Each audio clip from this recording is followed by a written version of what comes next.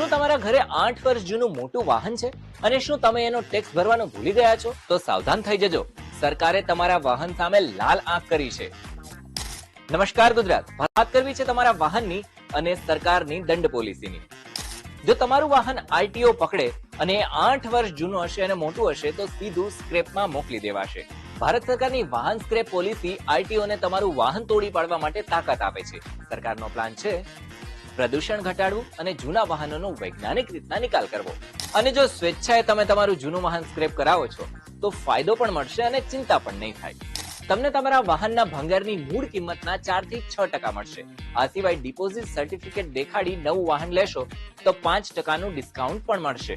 એટલે ધારી લો કે 8 વર્ષ જૂનું મોટું વાહન સ્ક્રેપ કરાવો અને 2 લાખ રૂપિયાનો તમારો ટેક્સ બાકી છે તો એ માફ થઈ જશે. ભંગારની કિંમત ગણીએ તો 1.5 લાખ થાય છે. 30 લાખનું વાહન લો અને 5%એ 1.5 લાખનો ફાયદો આપણે ગણી લેવાનો.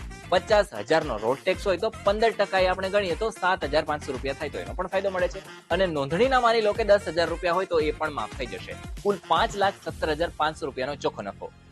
જો 8 વર્ષથી જૂના માલવાહક કે બસ, મેક્સી જેવા વાહનો 30 એપ્રિલ 2026 સુધીમાં સરકારના આરવીએફ સેન્ટરમાં સ્ક્રેપ કરાવશો તો બાકી રહેલી જે ટેક્સની રકમ છે, પેનાલ્ટી છે અથવા તો વ્યાજ છે એ પણ માફ કરી દેવામાં આવશે.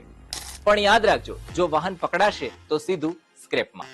અને જો બાકી રહેલો ટેક્સ નહીં ભરો તો તમારી મિલકત પર બોજો ચડશે.